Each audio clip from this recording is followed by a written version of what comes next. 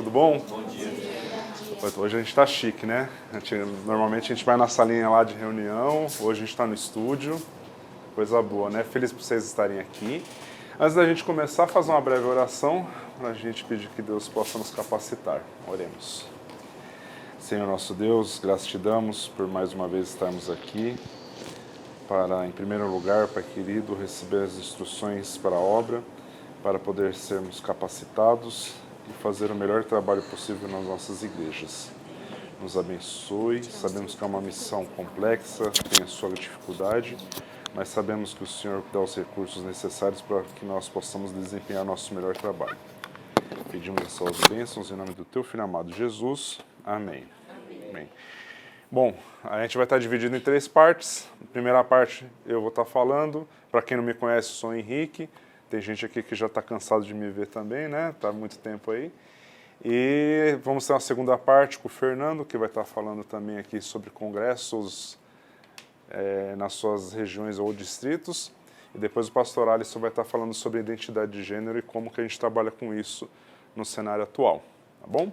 Bom, eu vou falar só, tem um passador aí com vocês aí. Fernando, não deixa cair esse aí não, tá? Esse daí Esse aí a gente não sabe se vai dar para montar de novo, se você desmontar ele. O Fernando é bom nisso aqui. Eu vou falar rapidamente sobre as questões envolvendo o estudo da lição, coisa que vocês, na verdade, já sabem de cor. Mas para quem é marinheiro de primeira viagem, ou para quem quer um estímulo, isso aqui são os pontos que eu costumo falar, que é, será que eu estou fazendo do jeito certo? Porque a grande questão hoje é assim, há 10, 20 anos atrás, a gente tinha uma dificuldade nas classes em geral, que era, quantos estudaram a lição? Se você fizer essa pergunta hoje, quantos levanta a mão? Um que provavelmente pode ser o seu filho, se ele é adolescente está na tua classe, ou é o filho de algum professor barra ancião, barra líder da igreja que está ali forçando ele a estudar. No geral, eles estudam? Não. E isso é um problema. E, na verdade, qual que é o ponto? A gente tem que fazer, como diretor, como professor, identificar o problema e resolver. Alguém aqui já perguntou por que eles não estudam a lição? A pergunta assim, direta? O que eles costumam responder? Que não tem tempo, que tem lição da outra escola, para fazer trabalho. Lição da escola, aí fala que tem atividade do clube. Vai ter o clube. Aí Tem tá escola cansado. normal.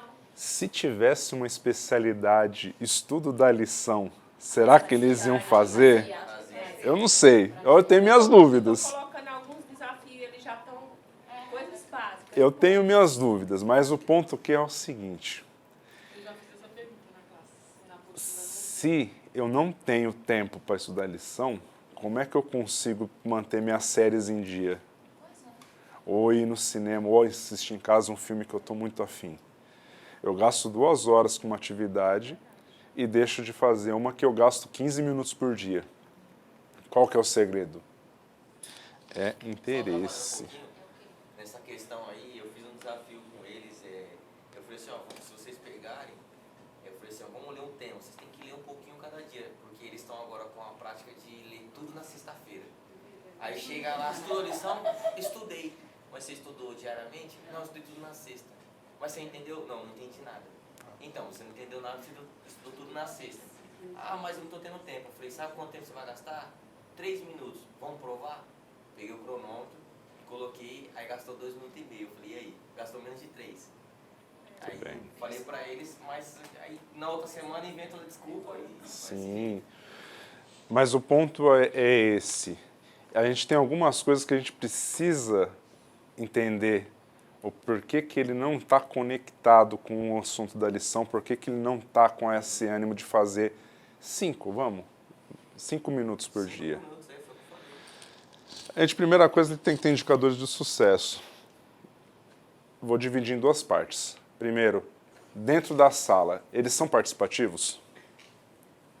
Você tem 100% da classe, metade participa ativamente, espontaneamente, sem você precisar ficar empurrando? Metade, gente, metade. 1/3. 1/3 é espontâneo, participa sem você precisar ficar empurrando, Ou faz aquela coisa, eu tô morrendo. Como é que tá? Uma aluna falou assim, que eu começo a dar a lição e explicar, só que eu deixo eles participar. Eu faço uma pergunta e deixo eles fazerem um comentário. Lê, explica pra mim o que você entendeu aí. Aí uma aluna falou assim, pensou assim, falou, sabia que esse negócio tá chato? É ler e explicar, ler e explicar. Por que não faz uma aula prática? Seria mais interessante. Aí eu falei assim, por isso que eu gosto de vocês, trabalhar com adolescentes, vocês têm ideias e são inteligentes. Quem na próxima semana quer passar aula prática? Duas levantou a mão, diga, então vocês duas vão fazer aula prática. Fizeram? Começar, vai ser sábado que vem.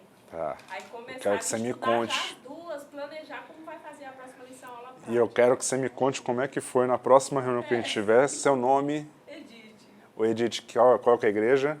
Central de Jandira.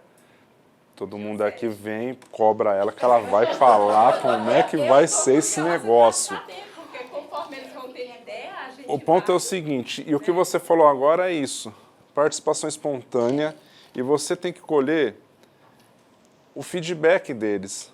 Você começou a fazer um negócio, lê, explica, Não funciona nem na sala do adulto, gente. Não funciona nas classes dos adultos. Você acha que vai funcionar do adolescente? Faz muitos anos que eu participei do Ministério da Criança, porque acho que uns 20 anos depois fui mudando os cargos da igreja. E agora que eu estou, e aí fiquei no Desbravadores e agora eu estou ajudando como professora no adolescente. Uma coisa que eu senti muito assim falta, quando eu peguei o tema, que a coordenadora deixou comigo o tema, é mais dinâmica. Porque assim, nos juvenis, quando eu fiquei nos juvenis, a gente tinha muita dinâmica, muita, eles amavam. E nos adolescentes eu não percebo isso. Eu falei com a coordenadora, mas é só isso, cadê a dinâmica? Não tem. E foi muito chato isso. Ontem teve uma, e ontem eu passei, foi assim muito bom, porque ontem teve uma que era do santuário, e eles, então assim, eu dividi em 3 grupos, cada um ia falar sobre um compartimento, dei as passagens da Bíblia, eles pesquisaram pelas passagens, fizeram o desenho do seu compartimento e eles explicaram o que significava. Eles amaram os grupos. Então, assim, tem que ter. Esse negócio de ficar só falando. E essa abordagem que a gente fala, porque assim, o que você tem na tua igreja não vai ter na dela, não vai ter porquê. São comportamentos diferentes. E o que vai funcionar para você provavelmente não vai funcionar para ela ou vice-versa. Mas os indicadores básicos são sempre os mesmos. Você tem gente que participa espontaneamente, é esse que vai ser o teu ponto de apoio para você começar a desenvolver. Porque normalmente o espontâneo também ele fala, que nem ela falou, pô, isso não tá legal. Então pega esse feedback. Pô, legal, não tá legal, como é que você acha que tem que ser? Foi o que eu fiz. Né? É óbvio que se ele falar, não, a gente podia aqui ficar só, enfim, fazendo confraternização, só tomando um café da manhã demorado, aí também não rola, né? Você tem que equilibrar e tem que trazer. Um ponto, assim, que você pegar a lição, o que é facilidade de contexto? Para vai ser muito mais fácil você contextualizar a lição para aquilo que você está vivendo ali dentro da do seu grupo. Então, contextualizando. Como é que eu contextualizo, por exemplo, uma lição que fala do santuário nos dias de hoje? Tem a sua complexidade. Esse é mais difícil. Mas, por exemplo, como é que eu contextualizo a questão da fidelidade? É um pouco mais fácil, para dar um exemplo. Então, qual que é o desafio do professor e do coordenador?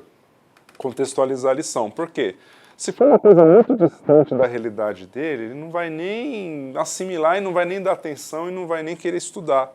Agora, se está mais próximo da realidade dele, se torna algo mais prazeroso. E outro ponto que aqui é o aprofundamento. E aí, por exemplo, que a gente está falando agora do santuário, dá para ser raso num assunto como esse? Mas como é que eu consigo aprofundar? Eu consigo aprofundar à medida que eles participam, eles leem e trazem dúvidas. Então, o segredo é assim, pego a lição do trimestre e olho, quais são as 13 lições? Eu olho assim, nossa, eu vou falar sobre um assunto pesado, que, por exemplo, o santuário que a gente está falando aqui, ela vai estar pela lição 5 ou 6. Desde a lição 1, eu começo introduzindo alguma coisa, puxando um pouco do assunto. Não o estudo da lição, mas o assunto trazendo uma coisa assim. Não, porque ó, a gente está estudando sobre esse assunto aqui, e você sabe que lá na época de Israel, quando o sacerdote ia pegar o sacrifício, e vocês contam só um pedacinho, coisa de 2 minutos, e jogam um pedaço. E aí na outra lição você joga um pouco do assunto e pergunta, como que vocês acham que era tal coisa? Quando você chegar na lição pesada, eles já vão ter uma base. E aí você consegue ir aprofundando mais. Se você chegar, é mais ou menos assim, é que nem a alimentação de uma criança que sai da amamentação agora. Ela não vai largar o peito e vai bater uma feijoada. Não dá.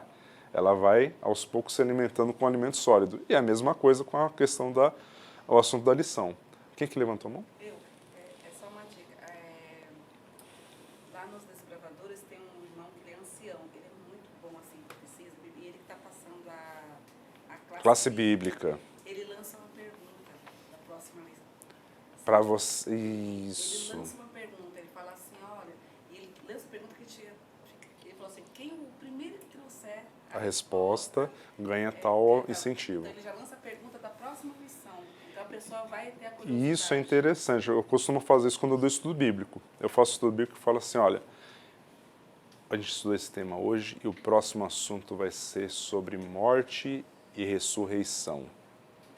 O que será que acontece quando a gente morre? A gente vai falando disso sobre o próximo. Cria suspense, cria curiosidade. Esse é um assunto que ele não, você já conhece, eu já sei e tal, mas o que não conhece fica. Eu quero saber o que vai acontecer. Você joga a isca e deixa ele morder.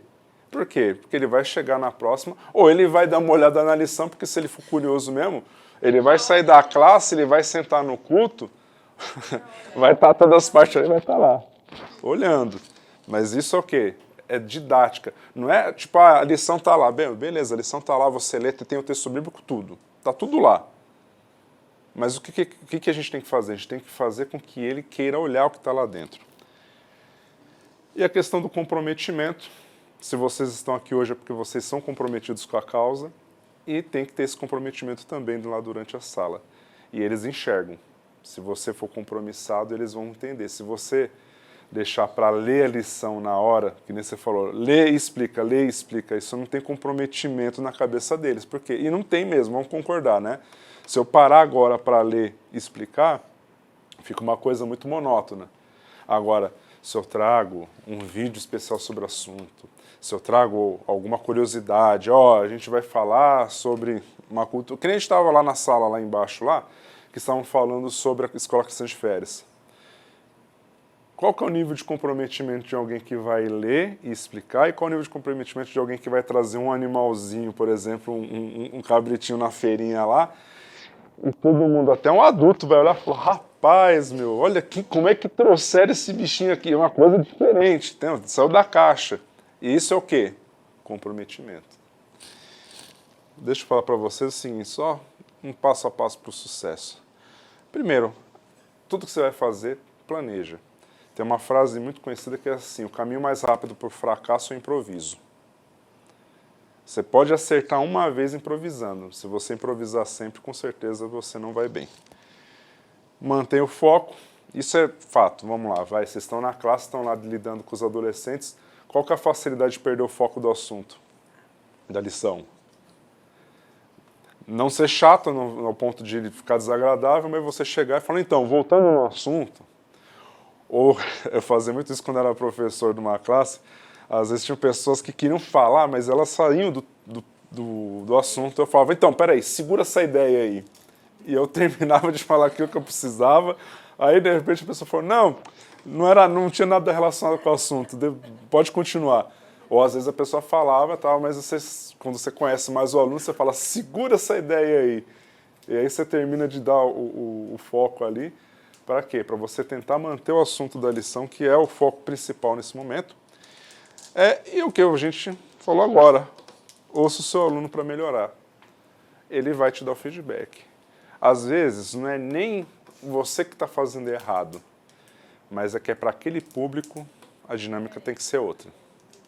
Eu acerto, que nem tem gente que fala assim, eu trabalhei há tantos anos com o departamento tal, e o que você aprimorou e fez tão bem durante tantos anos naquele grupo, Você chega no outro, você percebe, não tá afundando, tem que mudar. E incentivar a leitura da Bíblia. Então, como é que você incentiva? Você vai lá na hora da lição, no estudo, e você senta todo mundo e fala, ó, cada um vai ler um verso? Isso é incentivar? Incentivar é uma coisa assim, gente. Semana que vem a gente vai ler sobre a guarda do sábado. E eu quero saber o seguinte, aquele que me trouxer o maior número de passagens bíblicas que fala sobre o sábado no Novo Testamento, vai ganhar um incentivo, vai ganhar tal coisa. É diferente, não é? Por quê? Quem trouxer o maior número de passagens bíblicas que fala sobre esse assunto, em tal livro, ou no Novo Testamento, ou no Antigo, enfim. Então você está estimulando, por quê? Você fala assim, quem quer ganhar tal coisa? E aí você faz a troca. Isso é um pouco mais voltado a estimular do que você obrigar ele a ler. Porque se você puser ele para ler lá na sala, Esse sábado eu lancei não vai para pra frente. eles, a lição tem 13 versos para decorar. Eu falei, Isso. vou distribuir para cada um, e cada um vai pegar esses versos, vai estudar na Bíblia e vai fazer um vídeo explicando cada um desses versos. E vocês vão enviar para mim. Estão empolgados para fazer isso. Bom. Eu quero apresentar no 13º. E é bom porque se ele tá empolgado, tem interesse, faz. Se você lança, não tem interesse, muda a estratégia. É verdade, Né? sim. Vamos lá? Bom, o sucesso da lição depende do quanto ela pode ser interessante para o aluno. O tema deve ser o ponto central da discussão em classe e você deve mostrar como aplicar na vida deles. Quanto mais próximo da realidade, mais faz sentido. Quanto mais distante, perde interesse. E atenção nos detalhes, tá? Os alunos darão dica do que precisa melhorar, foi o que a gente falou. Lembre que o foco da lição é comunhão, relacionamento e missão. O CRM. Pensa nesses três aí. Se você manter foco nessas três partes, comunhão, relacionamento e missão, vai funcionar. Ah, eu estudo só de sexta-feira, tudo de uma vez. Eu tenho uma frase que é o ótimo inimigo do bom. Porque se você criticar ele que só lê na sexta-feira, ele para de ler na sexta-feira e não lê dia nenhum. Não critiquei. Não, exato. Deixa por enquanto. Porque é mais fácil eu converter de 1 para 5, 6 dias do que... Sim. Né? Mas qual que é o ponto? Por que você tem que explicar para ele que ele precisa estimular isso? Porque é entrar na parte da comunhão. Porque toda vez antes de ler a lição, você tem que incentivar ele a fazer o quê? Orar. E comunhão é diária. E aí depois você vai andando com o restante, tá? Só umas dicas importantes para a gente viabilizar aqui. A primeira dica, faça desafios alcançáveis. Não tem nada mais desestimulante do que você lançar um desafio que ele vai falar assim, não consigo, nem vou tentar. Depois essa aqui dá uma escalada do paredão. Você acha que eu vou conseguir fazer um negócio desse? Não rola, né? Agora você me desafiar, fala, vamos lá, né, fazer uma caminhadinha lá, 3 quilômetros no parque e tal. Falar, legal, isso já está mais alcançável. Então a meta tem que ser realista. Se eu jogar muito para cima, ninguém vai, ninguém pega e acabou. Você fala assim, ó, quem decorar todo o livro de Salmos, eu vou dar um carro 0 quilômetro. Aí você vai, primeira, segunda, terceira semana, você fala, nem queria carro mesmo. Prefiro andar de Uber. Carro dá trabalho, manutenção, imposto, seguro. Manter o contato. Essa do contato é simples. Você não precisa estar ali em cima toda hora deles. Mas o que é legal? Gasta 5 minutos por dia lendo uma lição? Cara, vamos fazer uma coisa. Vou fazer o seguinte. Todo dia, às 8 horas da noite, eu vou mandar uma mensagem no grupo. É uma pergunta rápida da lição do dia. O primeiro que responder a pergunta, e aí você aplica o incentivo, ganha tal coisa. Ó, é uma coisa simples, você leu a lição, pôs a pergunta. Aí você, que é professor, você pode ter um auxiliar, vocês vão combinar e falar assim, ó, então beleza, todo dia 8 horas da noite vou lançar uma pergunta no grupo, no nosso grupo do WhatsApp. O primeiro que responder a pergunta, primeiro que responder certo, né? Primeiro que responder certo, ganha tal coisa. Pô, você acha que o cara vai chegar antes e vai falar assim, pô, se o prêmio é legalzinho, tipo assim, vou dar um agradinho, uma coisa que você sabe que eles gostam. Ah, vai ter, sei lá, gosta de chocolate? Beleza, o primeiro que acertar eu vou dar um bombonzinho da Lindt. Ó, eu gosto disso, é bom. Ó, eu vou dar tal outra coisa. Ó, você, sei lá, trabalha com alguma coisa artesanato, aí fala assim, eu vou dar uma capinha de celular. Tem gente que faz isso aí e faz bem. Então, você sabe aquele negócio? Tipo, quem responder primeiro ganha. E aí isso aqui é um incentivo, manter contato diário. Não precisa ficar lá batendo papo, fazer reunião de meia hora, é uma coisinha simples. E, por último, surpreenda. Eles têm que ficar com essa cara aqui, ó. O zóio e a boca arreganhada. Ele tem que estar assim, você tem que impactar e causar uma boa impressão, porque é isso que eles vão levar para frente. De você falar assim, saiu da sala dos adolescentes, foi para uma outra sala de adulto, enfim, dos jovens, e fala assim, rapaz, ainda bem que eu estava naquela sala, porque foi isso que me segurou na igreja. Foi isso que manteve meu interesse. E eu quero encerrar agradecendo a todos vocês. E olha, líderes não criam seguidores, eles criam mais líderes. E é essa que é a missão da classe de vocês. Eles estão na fase que eles estão decidindo entre ficar, o que vai fazer da vida, que faculdade vai fazer. E que gostoso se eles decidirem permanecer na igreja para serem a próxima geração de líderes. Conto com vocês, que Deus abençoe todos vocês.